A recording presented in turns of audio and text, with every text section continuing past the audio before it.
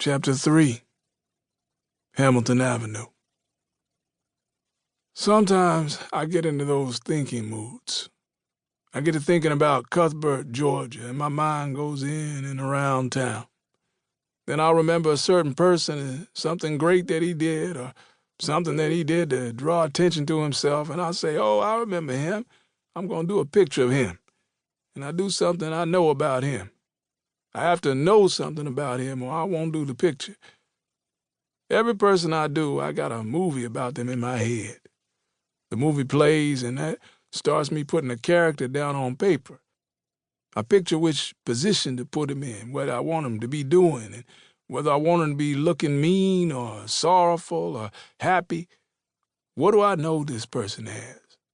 If he's a dancer, do I want to have him doing specific moves? If he's a joker, I'll use a little more hand expressions in the picture. I'll have him holding his hands and arms up like you do when you tell a joke, and I might use lines to show movement.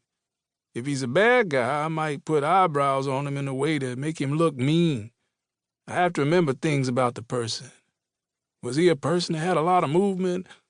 A lot of folks down south use hand expressions and body movement. The expressions a person uses, does he use those expressions all the time? And yes, most people do. I have to look at that kind of thing. I have to know it if I'm going to do a person.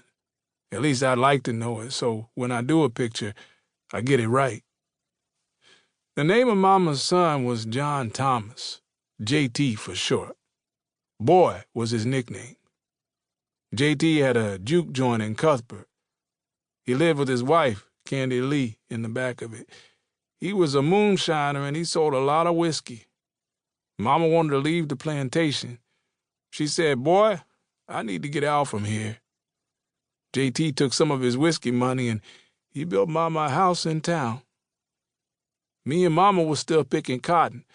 Every day we had to go out to the fields. Before day in the morning, a big truck would come around and pick up the workers. Mama and I would sit on the porch waiting. She'd have our lunch in her hand. You see the lights on the truck coming down the road. Sometimes there would be a...